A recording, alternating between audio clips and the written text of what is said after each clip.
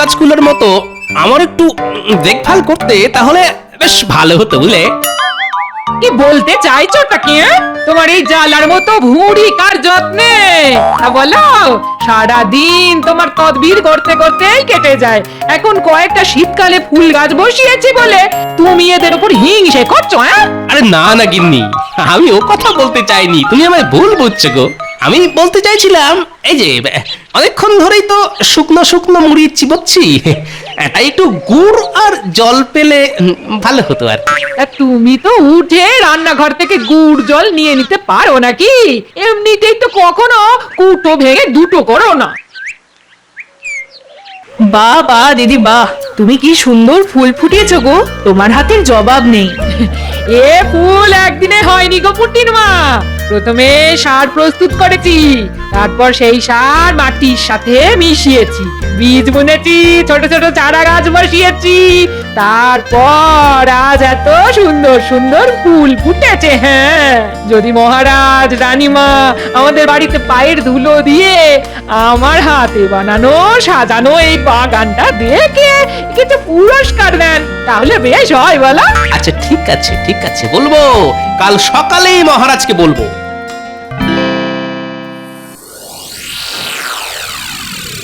বাবা বাবা, আজ দেখছি সবাই একদম ঠিক সময় রাজসভায় হাজির।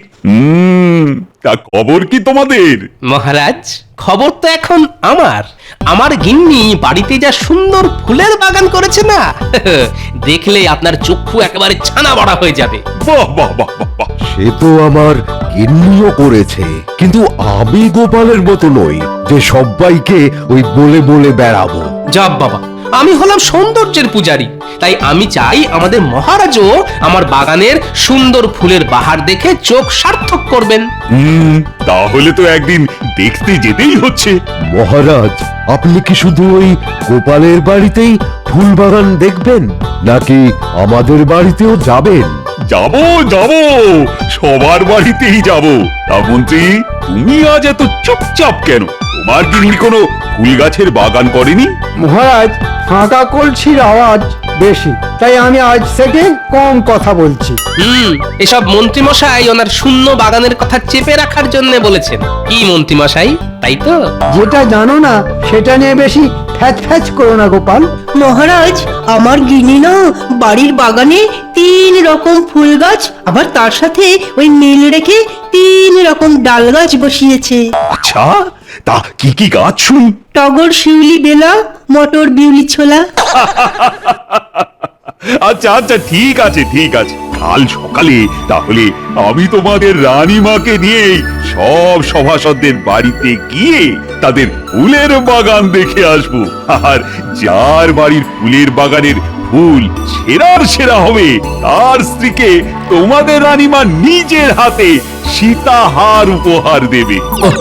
তাহলে তো আমার গিন্নি উপহারটা পাচ্ছেন।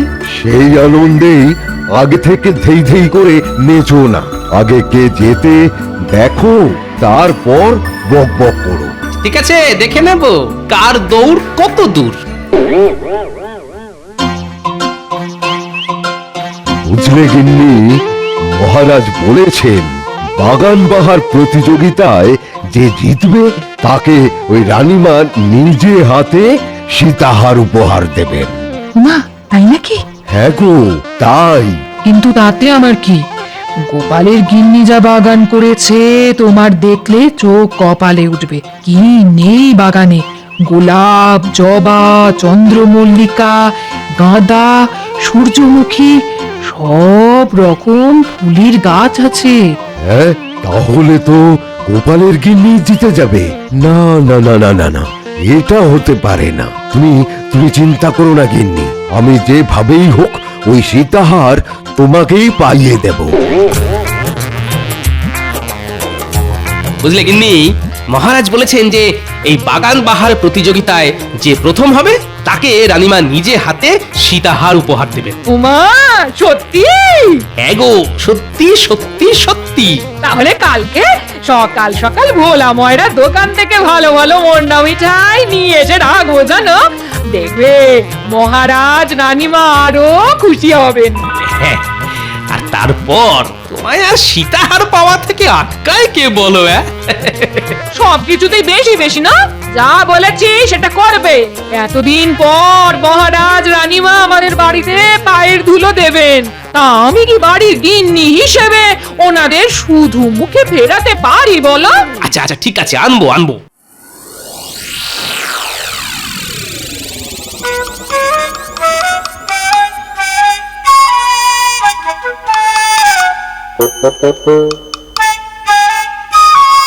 ধুর ধুর, তুমি একটা অকর্মের ঢেকি, না পারো ভালো মন্দ রান্না করতে, না পারো বাড়ি ঘর সাজাতে। ধুর ধুর, তোমায় যে কি মরতে বিয়ে করেছিলাম কে জানে।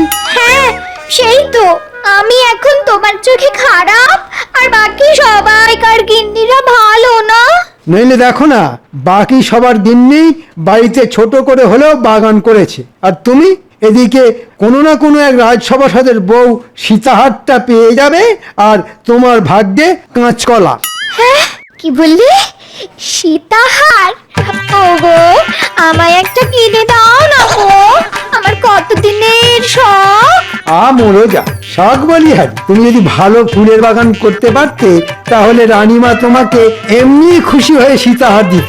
ছি ছি ছি ছি, আমার লজ্জায় মাথা কাটা যাচ্ছে। মহারাজ রানীমা আমার বাড়িতে এসে ফাঁকা উঠোন দেখে চলে যাবে। ধুর ধুর।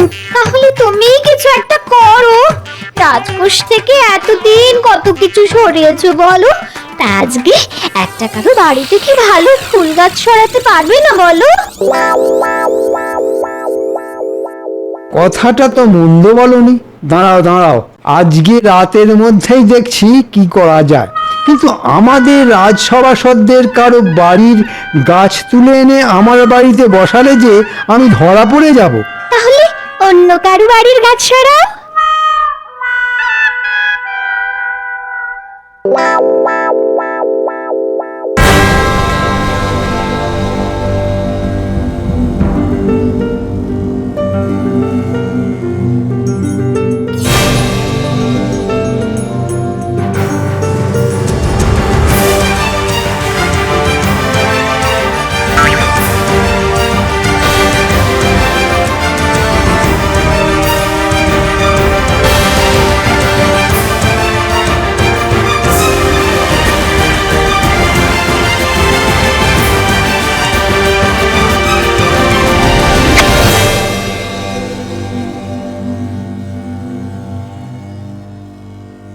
কি গো, যাও তাড়াতাড়ি, যাও তাড়াতাড়ি, মিষ্টি সন্দেশ কিছু নিয়ে এসো গে, বেড়া হতে চললো যে, মহারাজ এক্ষুনি চলে আসবেন।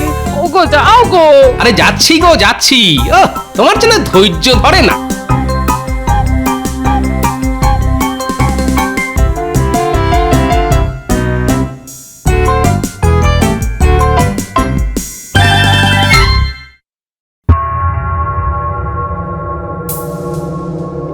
তো কাজ পড়ে আছে দেখেছো, এখনো গাদাগুত্তের বাসন মাজা, কাপড় কাচা, ঘর মোছা।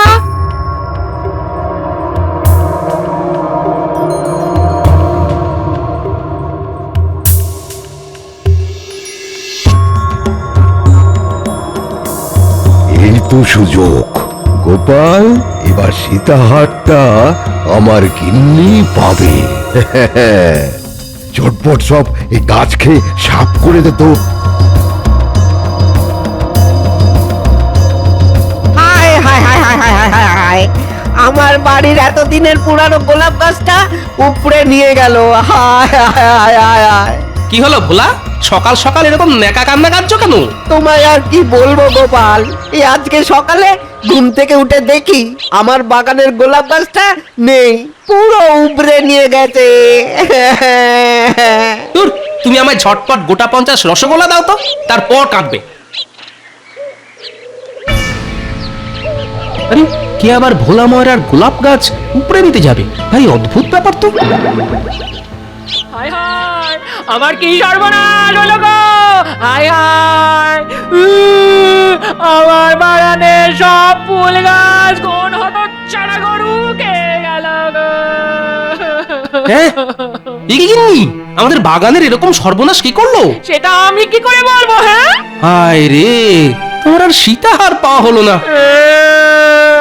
সব তোমার জন্যে। তুমি যদি সকাল সকাল মিষ্টিটা নিয়ে আসতে তাহলে আজ এমন কাণ্ড হতো না। আচ্ছা আমায় দোষারোপ করছো কেন? আমি যখন ছিলাম না তখন তুমি কি করছিলে? আমি স্নানের ঘাটে গিয়েছিলাম জল আনতে। তাহলেই বোঝো তোমার কোনো আক্কেল জ্ঞান আছে?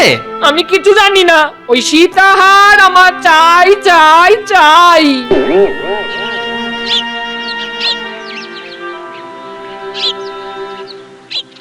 চলুন মহারাজ, আমরা তাহলে এগোই। হ্যাঁ রানী, চল চল চল।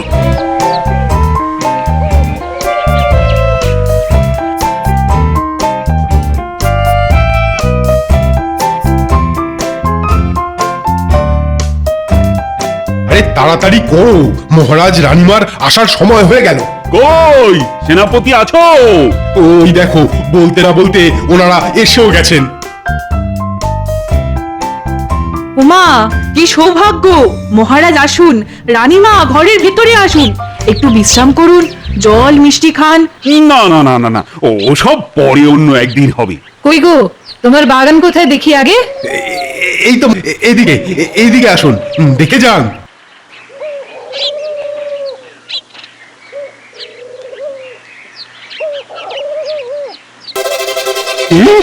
এটা এটা কি বাগান? শুধুমাত্র কয়েকটা লঙ্কা জবা? আসলে মহারাজ, আমার গিন্নি তো ওই আমার মতোই শক্তির পূজারি, তাই ওই লাল রং খুব পছন্দের, তাই লঙ্কা জবা গাছ বসিয়েছে। না না, এটা আবার বাগান নাকি? আগে ভালো করে বাগান বানাও, তারপর দেখাবে। চলুন মহারাজ। এই যা,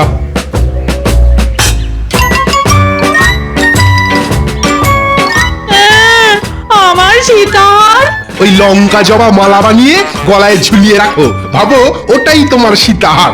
যত সব।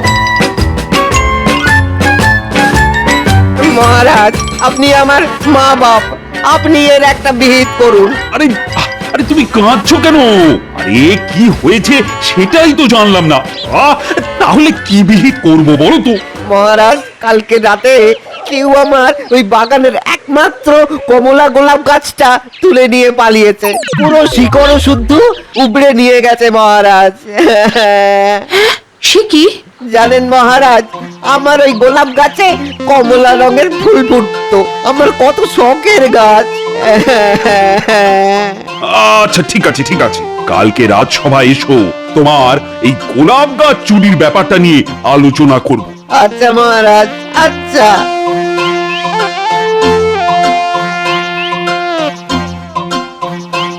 দেখো দেখো, কে এসেছে দেখো। ওমা, কি সৌভাগ্য! তা কই মন্ত্রী মশাই, আপনার ফুলের বাগান কোথায়? এইদিকে।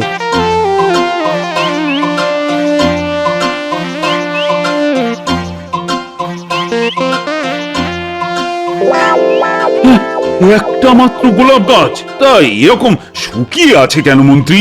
আসলে মহারাজ, আমার গিন্নির কাজে এত চাপ, তাই গাছের যত্ন নেওয়ার সময় পায় না। আচ্ছা, রাস্তায় আসার সময় ওই ভোলা ময়রা কমলা রঙের গোলাপ গাছ চুরির কথা বলছিল না? এই যে রানীমা বুঝে গেছে নিশ্চয়। এই মন্ত্রী, হ্যাঁ, অন্যের গাছ তুলে এনে নিজের বাগানে বসিয়ে দেবে ভেবেছো? কাক পক্ষী তো টের পাবে না, তাই না? আগে ইয়ে না, মানে হ্যাঁ, মানে আমি চুরি করিনি মহারাজ। ছি মন্ত্রী মশাই, আপনার লজ্জা করে না অন্যের গাছ এভাবে নিজের বলে চালাতে? এই জঘন্য অপরাধের জন্য তোমার আজ থেকে 3 মাস বেতন বন্ধ। আর এই গোলাপ গাছ যদি আজকের মধ্যে ভোলা ময়রার বাগানে না ফেরত যায়, তাহলে তাহলে তোমার রাজসভাতেই আসা বন্ধ। দূর দূর, কারোর বাড়ি বাগানই তো মনের মতো লাগছে না। হ্যাঁ, আপনি একদম ঠিক কথা বলেছেন। হ্যাঁ, রাজসভায় সব শুধু বড় বড় বুকনি দেয়। আসুন মহারাজ, আসুন আসুন, আমাদের বাড়ির ফুলের বাগান দেখে যান, আসুন।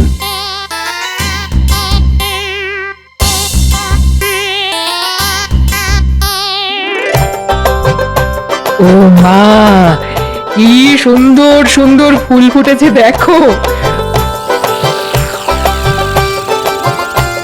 বাহ রাজবৈদ্য, বাহ বাহ বাহ বাহ বাহ, তোমার গিন্নির হাতের কাজ তো বেশ সুন্দর। কার গিন্নি সেটা তো দেখতে হবে মহারাজ। আচ্ছা চলি তাহলে, হ্যাঁ? ওই কালকে আবার রাজসভায় বিচারের সময় দেখা হবে। কই গো গোপাল, তোমাদের শখের বাগান কোথায়? আর কি বলবো মহারাজ, আমার গিন্নির নিজের হাতে বানানো বাগান সব গরুতে এসে খেয়ে গেছে। হ্যাঁ সে কি, কখন? এই তো আজ সকালে মহারাজ। যা, আমার সীতাহারটা যে অন্য কারোর হয়ে গেল গো।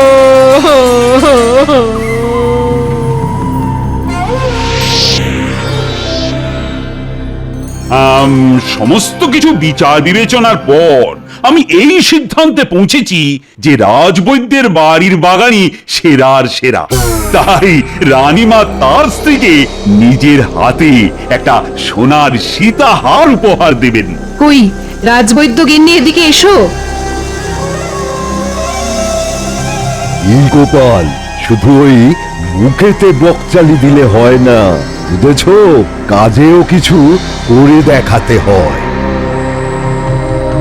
না, এভাবে রাজবৈদ্য হঠাৎ জিতে যাবে এটা হতে পারে না। এর পেছনে নিশ্চয়ই একটা রহস্য আছে। আমাদের রাজ্যে কাছাকাছির মধ্যে শুধুমাত্র ভোলা ময়রা আর রাজবৈদ্যের বাড়িতেই গরু আছে। যা ভেবেছিলাম তাই। তাহলে রাজবৈদ্য, তোমার পেটে পেটে এত শয়তানি?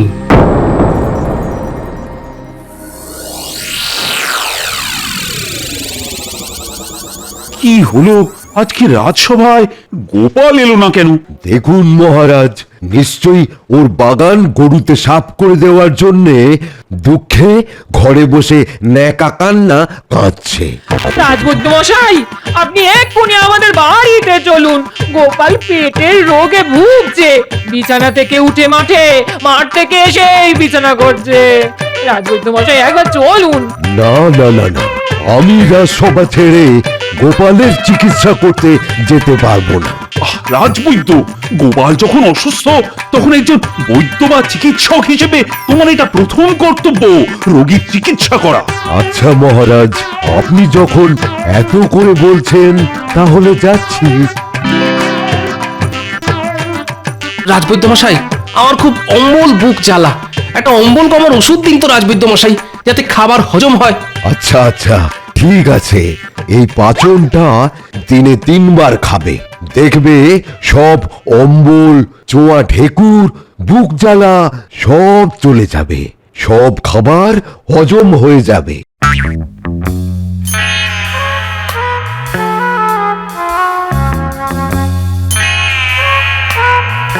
শোনো গিন্নি, কালকে তোমার একটা কাজ করতে হবে।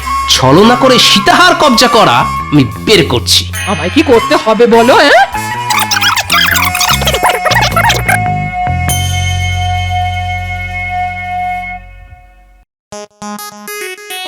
আমার সর্বনাশ হয়ে গেল।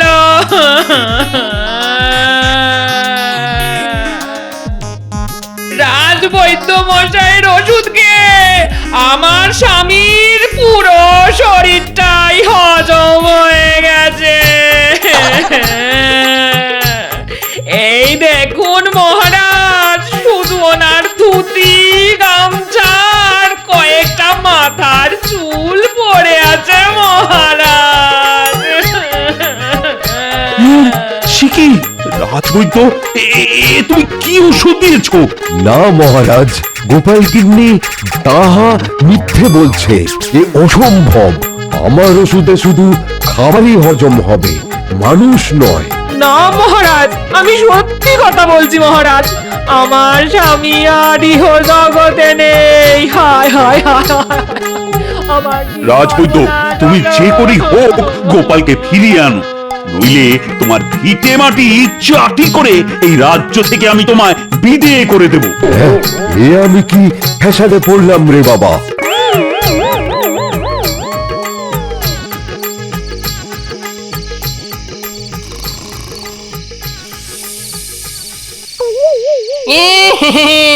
কিরে রাজবৈদ্য, ঘুমাচ্ছিস? কে কে? আমি গোপালের ভূত, আমি তোকে তুলে নিয়ে যাব। তুই আমায় ভুলভাল হজমের ওষুধ দিয়ে আমার পুরো শরীরটাই হজম করেছিস, আজ আমি তোকে ছাড়বো না। ও রে বাবা, ওরে বাবা রে, এ ভূত ভূত বাঁচাও। আজ তোকে কেউ বাঁচাতে পারবে না। আমার কঙ্কাল সেনা তোর বাড়ি ঘিরে আছে। খপাত করে তুলে কপাত করে তোকে গিলে খাবো। আমার সাথে এরকম করো না গোপাল। তুই কি তোর গরুকে দিয়ে আমার বাগান খাইয়ে ঠিক কাজ করেছিস? আমার ভুল হয়ে গেছে গোপাল, আমায় ক্ষমা করো। ক্ষমা? কিসের ক্ষমা? আমি আজ তোকে চিবিয়ে খাবো। তুমি যা বলবে তাই করতে রাজি, কিন্তু কিন্তু আমায় মেরে ফেলো না। আচ্ছা, তাহলে তুই একটা কাগজে লেখ, তুই আমার বাগানে তোর গরু ছেড়েছিলি আমার বাগান সাফ করার জন্যে, আর ওই যে সীতাহারটা তোর স্ত্রী উপহার পেয়েছে সেটা আমায় ওই চিঠির সাথে জানলা দিয়ে ছুঁড়ে দে, নইলে এক্ষুনি চিবিয়ে খাবো। হ্যাঁ নয় হ্যাঁ, এক্ষুনি তাড়াতাড়ি লিখবি, না জানলা ভেঙে তোর ঘরে ঢুকবো।